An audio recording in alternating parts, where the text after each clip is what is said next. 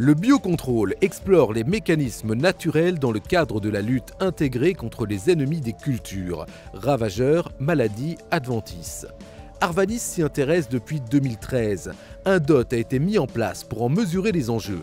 Des expérimentations sont également mises en place pour évaluer les solutions imaginées, certaines en réseau avec des coopératives.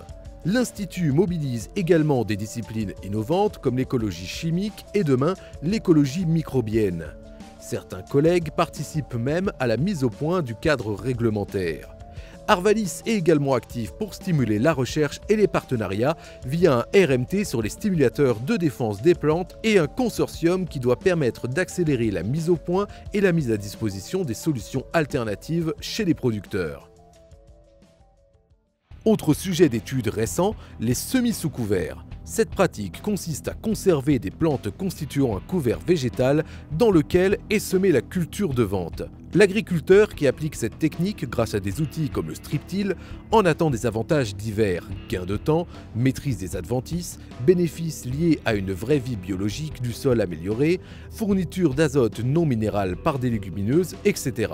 Mais cette technique demande une grande rigueur pour être totalement maîtrisée.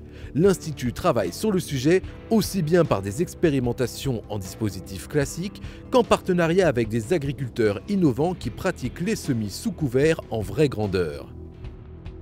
Pour l'instant, c'est le moment de retrouver notre feuilleton de la semaine consacré à la nouvelle agriculture. Depuis quelques années, une révolution est en marche car la technologie, les objets connectés entrent dans les champs. Alors à quoi ressemble cette agriculture 2.0? Réponse avec Betty Lacheguerre et Ludovic Noël. Le numérique fait évoluer l'agriculture pour la rendre plus précise, compétitive et respectueuse de l'environnement. Arvanis s'est donné pour objectif de tester sur le terrain les nombreuses technologies liées au numérique pour en évaluer les intérêts concrets en conditions réelles d'emploi. Ainsi, 2 fermes se sont spécialisées dans ce domaine à Boigneville et Saint-Hilaire-en-Boivre. Ce sont les Digifermes qui répondent à 4 problématiques. La mise en œuvre du pilotage numérique de la production, la mise au point d'outils du numérique directement opérationnels dans les exploitations, le test d'outils et de prototypes proposés par des entreprises extérieures et la mise en œuvre d'une pépinière d'idées.